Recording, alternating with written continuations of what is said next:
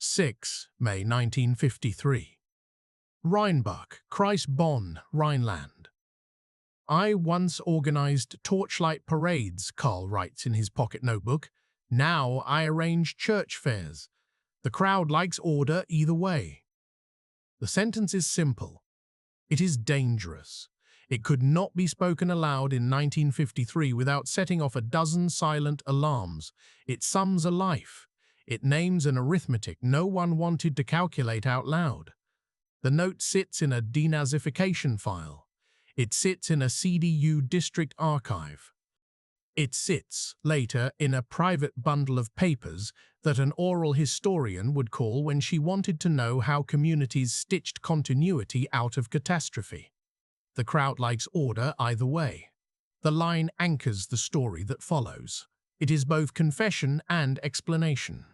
It is a thesis and a warning. 1. 8 May 1945.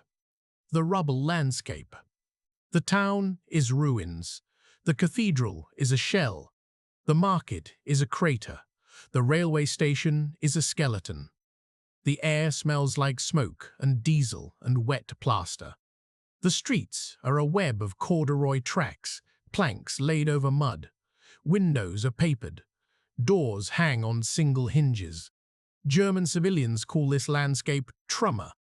Allied occupation reports call it destroyed. Municipal clerks call it uninhabitable. Men call it repair. Women call it work.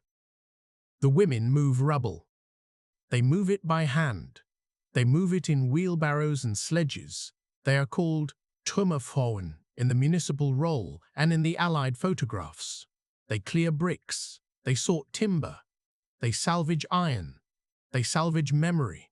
They are assigned to the streets by the Ortsbeamt. They are paid in ration cards and cigarettes. Karl watches them from the steps of the Kreisleitung building. The building is scarred but standing. His party office windows are blown out. His portrait of the Führer is gone. He keeps a scarce possession, a leather-bound notebook. He writes down the things that can't be said aloud. He uses short sentences.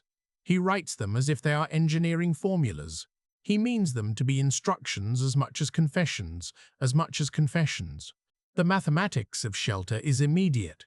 1 room per adult, 1 stove per 2 families. The arithmetic of food is daily. 400 grams of bread for a full ration card each week becomes 300, becomes 200. The currency is cigarettes. The black market runs on packs. The black market runs on packs. The black market price of sugar is a lengthening table in the municipal ledger. The municipal clerk keeps both legal receipts and a hidden column of favors. Allied vehicles enter town on May mornings. British jeeps in the Rhineland at first. American convoys farther south. There are lines of soldiers, uniforms bright against grey ruins. They set up curfews. They arrest a few visible SS men. They post orders on bulletin boards. Curfew at 9. Travel limit 5 kilometers. Curfew notice 3. British intelligence report. Local police apparatus remains intact in many municipalities. Occupation reports note an economy of compromise before justice. The files are dry and succinct. Occupation report. Kreisbonn, 12 May 1945. Bundesarchiv Holdings, Allied Control Commission Communications. The arithmetic of fear is immediate. People fear retribution. They fear denunciation. They fear the return of a front they don't understand. The Allied soldier is at once liberator and judge. Women fear the soldiers in other ways. Men fear the military policeman at a roadblock who asks for papers in clipped English. Children learn English curses. In the municipal registry, a list grows of missing names. Husbands missing, sons missing, fathers missing, POW lists. The Trümmerfrauen know the faces of the missing better than any register. They call them by the names of their houses. 2. The questionnaires, summer and autumn 1945. The question arrives by mail. It is a form. It is the Fragebogen. It asks when and where you joined. It asks whether you were a member of the NSDAP. It asks whether you held public office. It asks how many years you served. It asks whether you held a leadership position. It asks whether you profited. It asks whether you profited. It asks for 3 references. Karl fills it out with small, careful letters. He dates his membership to 1931. He marks a checkbox for party member. He lists positions in local youth groups and administrative posts. He does not list the torchlight parades in the summer of 1935. He lists, instead, municipal rebuilding committees after 1938. He writes voluntary warden instead of Gorleitung assistant. Thousands of questionnaires pile at the Kreisamt. Allied instructors taught clerks to read them. The Spruchkammern will use them. But first, the questionnaire is itself an instrument of arithmetic. The arithmetic of guilt. Each ticked box adds a point. Each leadership role multiplies the total. The questionnaires convert biographies into categories. They translate dinners and speeches and parade routes into numbers. The Spruchkammer hearings begin in late 1945. They divide the accused into 5 categories. Category 1, major offenders. Category 2, offenders. Category 3, lesser offenders. Category 3, followers, Mitläufer. Category V, exonerated. The Category V, exonerated. The categories are blunt. They fit no human life neatly.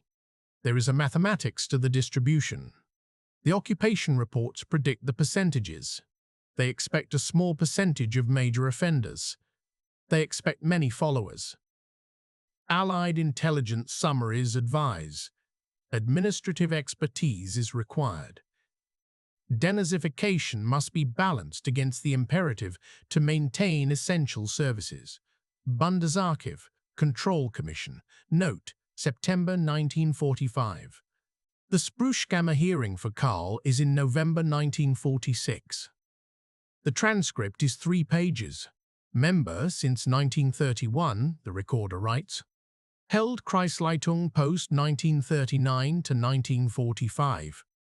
Karl gives 3 references. 2 are old colleagues. 1 is the parish priest, who testifies to Karl's civic usefulness. A former subordinate testifies that Karl was strict but not violent. He kept book, the subordinate says. He kept order. The word order appears again and again. The tribunal checks the box, Mitläufer. Category 4. Mitläufer. Follower. It is not absolution. It is not condemnation. It is a bracket. The paper says, no immediate punishment. Loss of voting rights for 3 years. Fine payable in monthly installments. Karl pays by intense thrift. He keeps his ledger. He confirms his allegiance to a new German idiom, democratic reconstruction. He attends meetings at the temporary city council. He becomes useful. The mathematics of guilt is not one-to-one with punishment. The arithmetic of stability bends the law. Occupation reports show a pattern. In Kreis towns, a high percentage of municipal officials are classified as Mitläufer or exonerated. Major offenders are few and often transferred to British or French custody. The Spruchkammern work with limited resources. Files pile up. The hearings become administrative rather than moral trials. There are exceptions. Some are sent to trial. Many are administratively reclassified. 3. The expulsion, winter 1945-46. Cold arrives with the expulsions. The Ostflucht begins in the autumn of 1945 and continues into 1946. Families cross rivers and borders with nothing but bundles. The Reichsbahn carries trains heavy with brown clothes and mattresses. The train pulls into the Rhineland and spits out people. The municipal clerk keeps a register, Eingereichte Vertriebene. Rooms are offered as space allows. Many are billeted in half. The expellees are called Vertriebene. They bring different rhythms.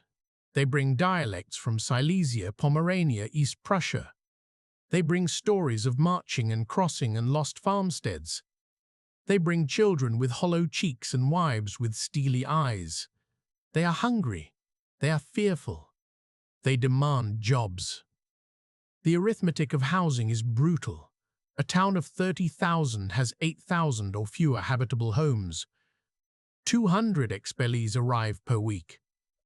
Local committees are forced to allocate rooms by a formula. Essential workers first, families with children next, then elderly. Older municipal directories are scrubbed and reissued.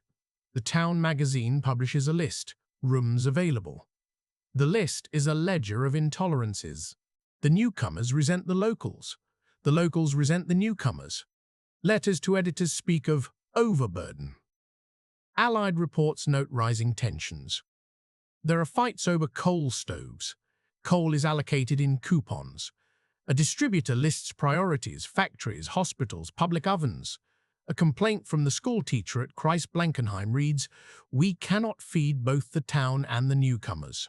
The arithmetic of bread is tightening into violence. Karl sits on the Housing Commission. He signs allocations. He signs lists of persons eligible for reparations. He marks names. He is precise. The ledger shows his handwriting. The ledger becomes evidence decades later.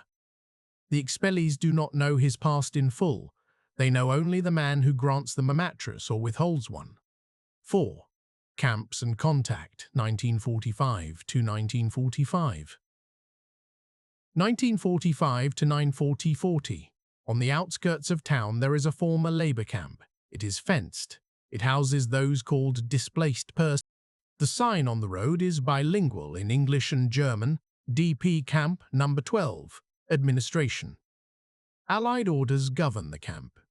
The camp is administered by the British until 1948 in some sectors, by American authorities elsewhere. The camp houses Polish DPs, Soviet nationals, Jewish DPs. The occupants have labels that change: temporary residents, non-repatriable, homeless. The presence is a source of recurring encounters. DPs buy cigarettes from the black market. They work for food. They sell knitted caps in the market. They teach languages for tobacco. They sing in the evenings. They create a small economy. They also become the living evidence of what was done in the name of the German state. Germans pass by the camp.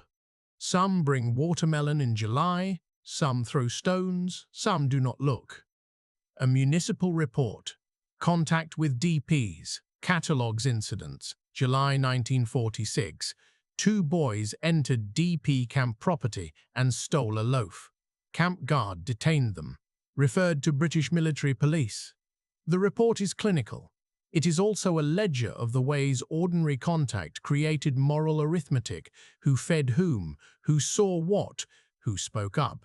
The moment when a neighbor recognized a former Auschwitz driver on a truck in late 1946 is recorded in an oral history.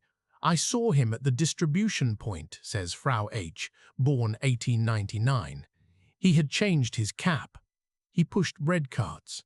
I thought at first he was bigger. Then someone said he loaded the transports. He was thinly smiling."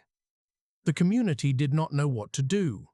An allegation reached the Sprüchkammer, then a pause, then a report, insufficient proof. The accused kept his job delivering for the bakery. There are other moments. British occupation intelligence summaries of 1946 include a line: concentration on identifying lower-level perpetrators hampered by local reluctance to give testimony. The file continues with numbers: interviews attempted, witnesses willing to speak, witnesses unavailable. The arithmetic of testimony is lower than the arithmetic of suspicion. 5. The Currency Reform and the Marshall Plan, 1948 to 1949. June 20, 1948, Currency Reform. The Reichsmark is replaced in the Western zones by the Deutsche Mark. Ration cards shorten. The black market contracts. Cigarettes lose their centrality. The arithmetic of daily survival begins to change. April 1948, Marshall Plan shipments begin arriving in ports. Coal, wheat, machinery, words that appear again in municipal minutes alongside local names. The Kreisverwaltung receives a packet, reconstruction aid. Karl attends the meetings. He signs for bricks and a new water pump for a displaced village quarter. The statistics are explicit. Production indices rise. Occupation, economic notes, record factory restart rates. The new economic orders restore a sense of normalcy. New factories recruit skilled hands. The unemployment numbers fall slowly. The Wirtschaftswunder is not instantaneous. It begins with a drip. The arithmetic of hunger relaxes into the arithmetic of production quotas. Karl gets a position as a departmental head in the Kreisbauamt by early 1950. He knows how to manage material flows. He knows how to move bricks, how to allocate coal coupons, how to coordinate volunteer labor. He learned organizational techniques in the party apparatus. He learned how to file requests, how to keep lists, how to make people appear useful. He learned a method of governance that translates to post-war bureaucracy. The Cold War reorders priorities. Allied intelligence exchanges note the West's need for stable local administrations. Files in the occupation archive record a shift. Security concerns dictate a rapid reintegration of administrative personnel. Denazification must be expedited. The arithmetic of ideology turns into a calculation in which anti-communism is worth more than denazification, in which anti-communism is worth more than denazification thoroughness. 6. Schools and Memory, 1949 to 1952. Children return to school. A new curriculum circulates. Schoolbooks are rewritten. They talk of battles and bombings. They list dates of Allied occupations and the tragedies of the expellees. They include photographs of ruined cities and of DP camps, but the captions are cautious. The Nazi years are condensed into chapters about dictatorship. There are exercises in civics. There are also exercises in victimhood. Commemorations at first focus on the suffering of the German civilian population. The municipal memorial plaques in 1950 list dead of air raids, missing in the East, victims of expulsions. Few plaques list Jewish neighbors. The town square is rededicated to the fallen of war in a mechanical, non-specific way. The press photographs show women with ribbons and a mayor with a wreath. The arithmetic of culpability is absent in stone. An education report to the Kreisverwaltung recommends a balanced approach and insists on stability for children. It is a euphemism for silence. The town council minutes record discussions of suitable memorials and public reconciliation.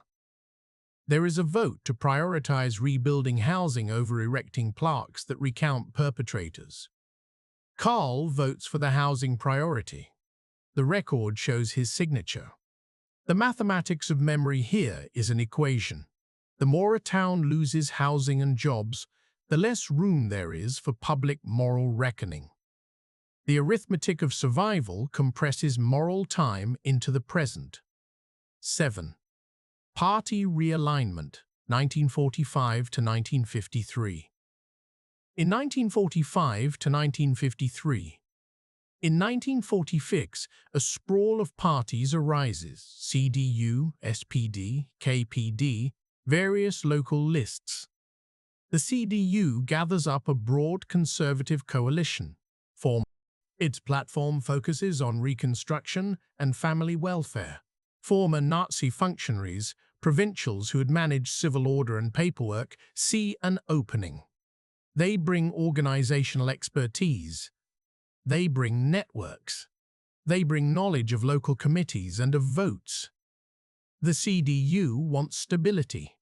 It wants votes in rural Rhineland districts. It recruits active organizers. Karl attends a CDU meeting in late 1948 in the parish hall. He introduces himself as a municipal administrator, devoted to democratic rebuilding. The meeting minutes state, Karl Fischer attended, experience in administration noted. He is elected to a local committee. He runs in municipal council elections and wins a seat in 1949. The local newspaper prints his portrait beside a headline, New Housing Project for Rheinbach. He smiles, the lines at the corner of his mouth showing a history of commands. The arithmetic of political necessity is plain. Post-war party building requires local managers. The CDU's internal lists show a pragmatic calculus. When needed, local members with administrative skill are chosen despite prior party membership. The party files show correspondence, name suggested. Fischer. Service record, municipal competence outweighs party history. Internal CDU minutes, Local Archive Rheinbach, 1950. The mathematics of rehabilitation is not only legal, it is political. It runs on the arithmetic of votes and the calculus of anti-communism. The occupation's interest in containing Soviet influence makes the CDU a natural ally of the British, and a recipient of indirect encouragement from occupation files that value moderate leadership. Allied intelligence assessments note the CDU's success in attracting practical men. 8. Denazification, loopholes and local networks. The Spruchkammern process had loopholes. Questionnaires could be incomplete, witnesses recanted, clerks lost pages, files were misfiled as many internees later testified. Local political elites, men who had known each other for decades, used old social ties to protect one another. Parish priests gave character references. Employers vouched for continuity in essential services. The occupation records often note these as mitigating circumstances. A municipal summary in 1947 lists dozens of rehabilitations. It reads, in the interest of administrative continuity and to prevent undue hardship, the following persons are recommended for reclassification. The list includes ex-party secretaries and Ortsgruppenleiter. The document is signed by a British official who appends, subject to central approval. Central approval is slow or perfunctory. The arithmetic of staff shortages makes the movement effective. Karl's Spruchkammer file carries a note, reclassified to Mittelaufer after testimony. He is recommended for reinstatement in municipal planning. His old subordinates, now neighbors and sometimes patrons of the same cafe, sign a letter. He is needed to manage housing. The letter's tone is utilitarian. It is a calculus. It reads, without him, the building program cannot proceed. The mathematics of contacts is a deeper algebra. The old party organized people into networks. They knew who could fund a hearth, who would trade rations, who could assign rooms. Those networks reinserted themselves into the reconstruction apparatus. They provided cohesion. They also concealed culpability. 9. Contact with victims and quiet realizations. There are moments when Germans encounter the reality of the Holocaust. They happen in small ways. A municipal nurse recognizes a former Polish seamstress who once worked for a local family and had not been seen since 1942. The woman sits in a DP camp and speaks in a voice that is both tender and broken. The nurse goes home. She tells no one. She cannot find words. There are written reports, October 1946, DP testimonies collected. The British military records a deposition of a Jewish survivor who speaks of trains and of a commandant who came from the same Kreis. The record sits in a folder. A local teacher reads it once and then refuses to speak in the staff room. An oral history decades later quotes him, "We heard. We could have done more. We were too busy. It was like a hole we did not want to look into." Other moments are administrative. The Kreisverwaltung receives an inquiry from an international relief agency looking for records of forced labor contractors. Municipal ledgers show contracts for labourer transport and rationing of non-German workers. Karl, whose office kept logs of transport destinations during the war, is asked to produce files. He produces sparse papers, copies of receipts, and a cover letter explaining that many original documents were lost in the bombings. The relief agency sends a terse note: insufficient documentation. The arithmetic of contact is uneven. Some towns account fully, others never reckon. The Spruchkammer sometimes has evidence to refer. Often, the evidence lacks the form the tribunal requires: a named witness, a signed order, a preserved transport slip. Human memory is not ledger-friendly. The mathematics of culpability requires a paper trail. The paper trail is often broken. 10. The career of Karl, from Gorlitung to CDU. District Boss Karl's municipal file is a patchwork. It carries pre-war party membership cards, photographs of torchlight parades in 1935 where he stands at the margin, folders of wartime building orders, a Spruchkammer verdict, a British recommendation, and finally, from 1951 onward, pages stamped with the black cross of a West German Democratic Party, CDU Kreisleitung, chairman. He rises to district chairman in 1952. His appointment comes with practical reasons. He has organizational skill. He has a network. He has the personal discipline the party likes. The CDU district file contains minutes. Election of district chair, 15 March 1952. Candidate, Karl Fischer. Vote in favor, 45 out of 52. The others who did not vote are men whose files show previous positions in the municipal council. They do not object. The arithmetic of internal party politics is contractual. Loyalty in office yields protection. There is a quiet ceremony on 6 May 1953. A new housing estate opens on the outskirts of town. Photographs show a row of small brick houses, roofs intact, a community oven freshly stoked. Karl cuts a ribbon. He speaks in a short statement printed in the Rheinbach Echo. For the good of our families. He smiles. The photograph is crisp. The caption reads, "A new beginning." In his pocket is the notebook sentence, "I once organized torchlight parades. Now I arrange church fairs." The crowd likes order either way. The arithmetic of popularity is plain. People need houses. He provided houses. They like him for it. The CDU file logs a wave of membership after the housing project. Votes are won on the basis of roofs and steady coal. The arithmetic of ballots is not an index of moral reckoning. 11. Memory, silence, and schoolbooks. Through the 1950s, school curricula evolve. A new generation studies civics and German history. The textbooks are cautious. They include chapters on dictatorship and total war. They also include pages on the suffering of the German people. The balance leans toward the latter in many local curricula. Municipal commemorations continue to honor those lost to air raids and expulsions. The town square is repaved. Plaques are ceremoniously unveiled on anniversaries of the end of the war. There is no plaque for local Jews in many towns until much later. The arithmetic of public grief favors the visible victims whose loss aligns with civic rebuilding. Karl attends dedications. He stands near the front.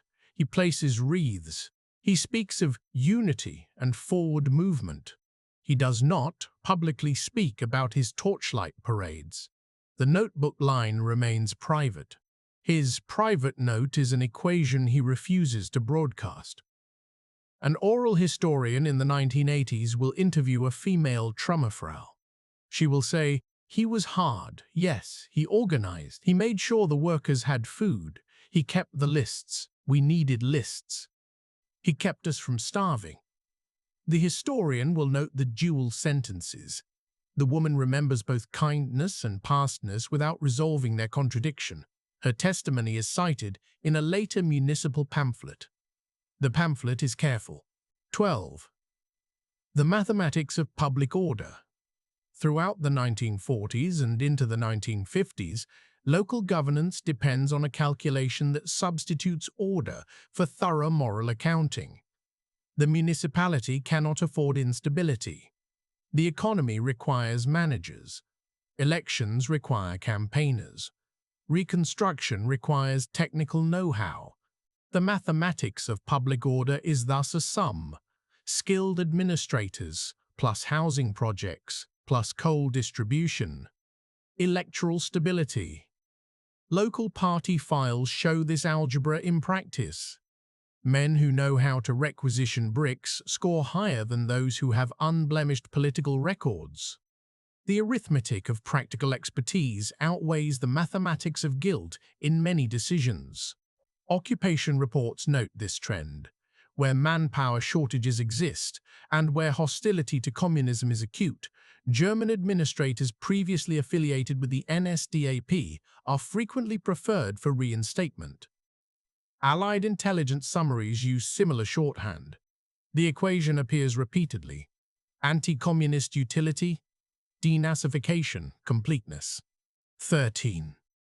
Contact with survivors, small moments that demand more. There are small, haunting episodes. In spring 1949, a DP group tours the town. Survivors stand in the market and point to places. An elderly man recognizes a house where his family once lived. He asks in a German broken by years of exile, "Did you know them?" A woman in the crowd says, "No." The survivors ask for records. The municipal archive is missing war years.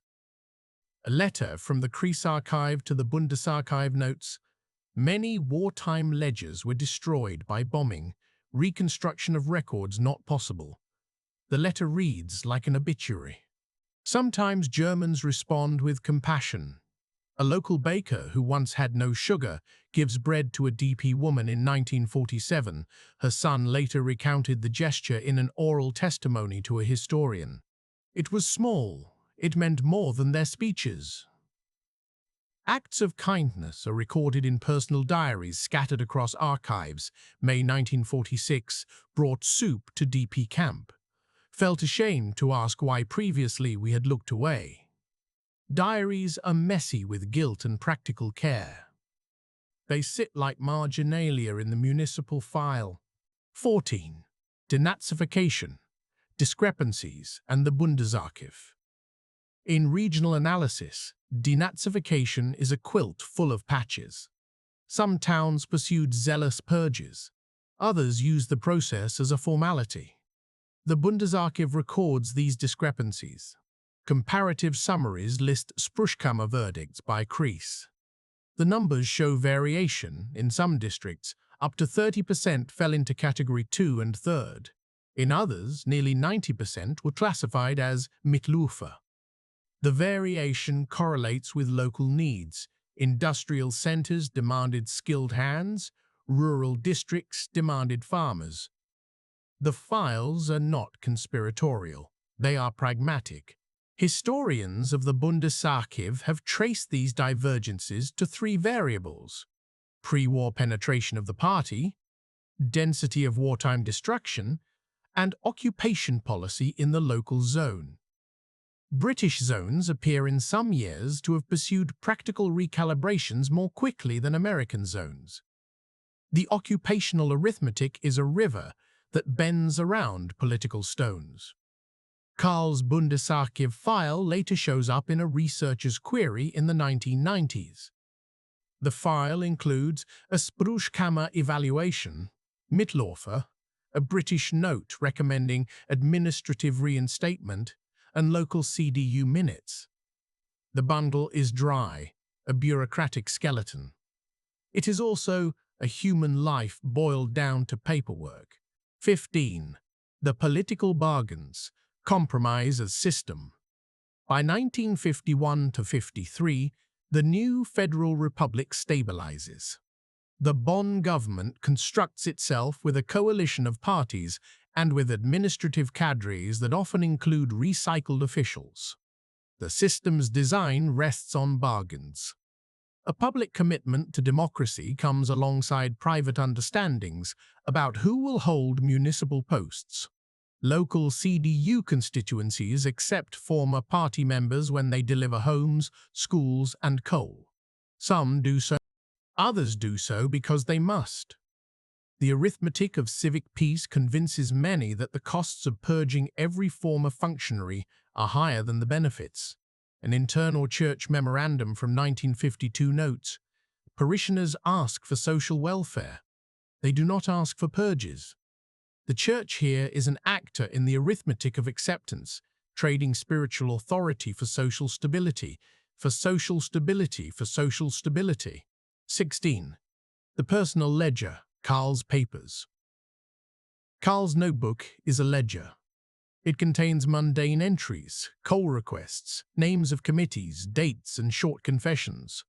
In 1955, he writes, "I prayed today in the chapel. The priest spoke of sacrifice." He crosses a line.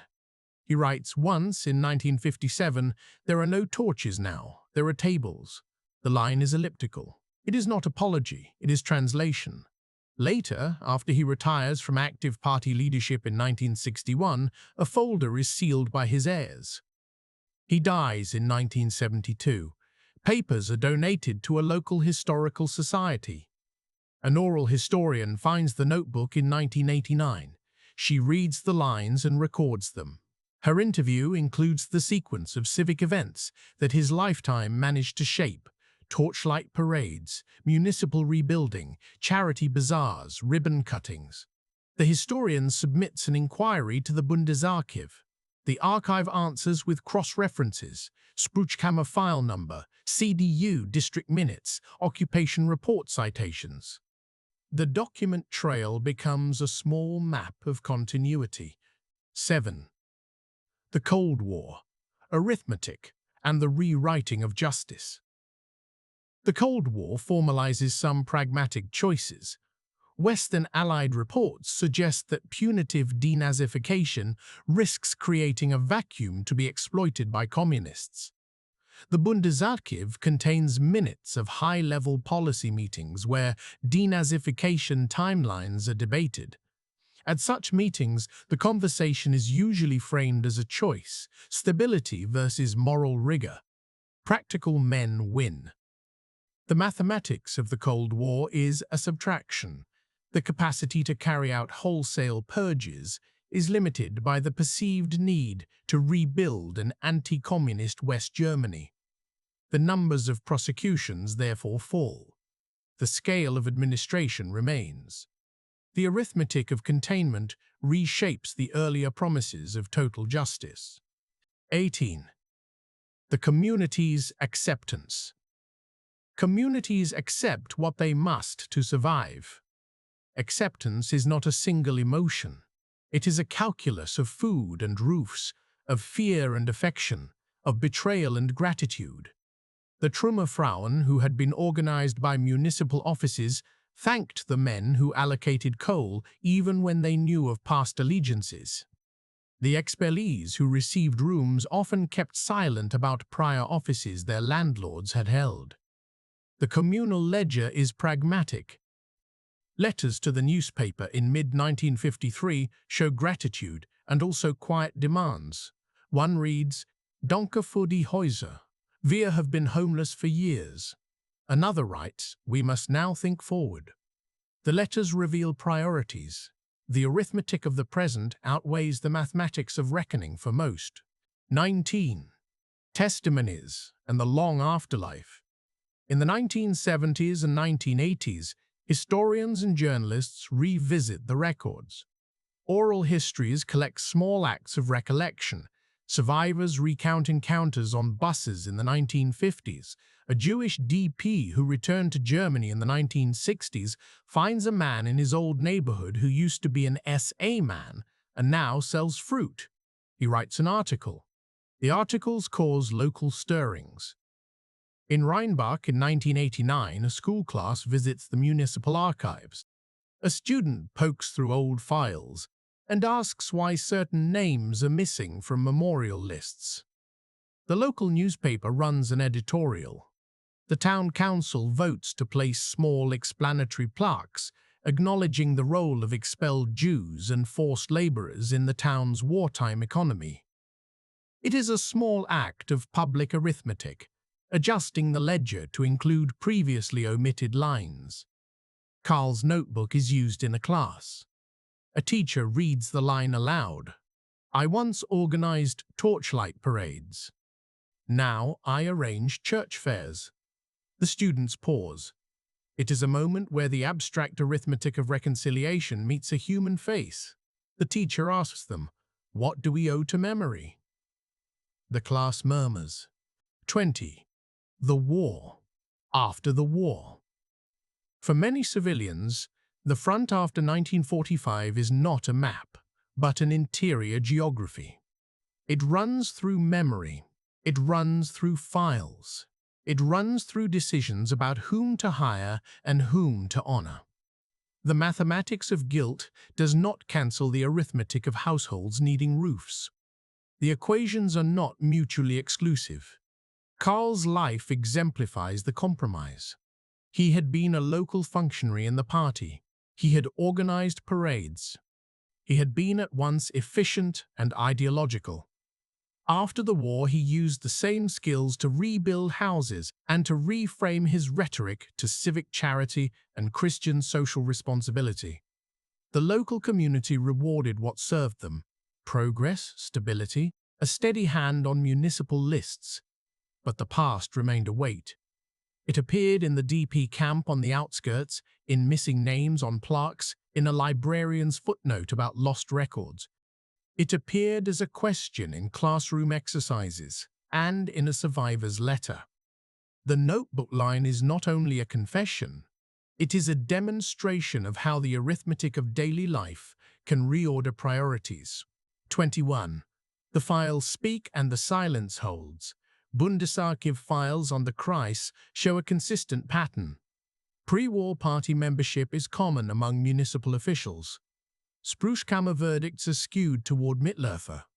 British intelligence assessment.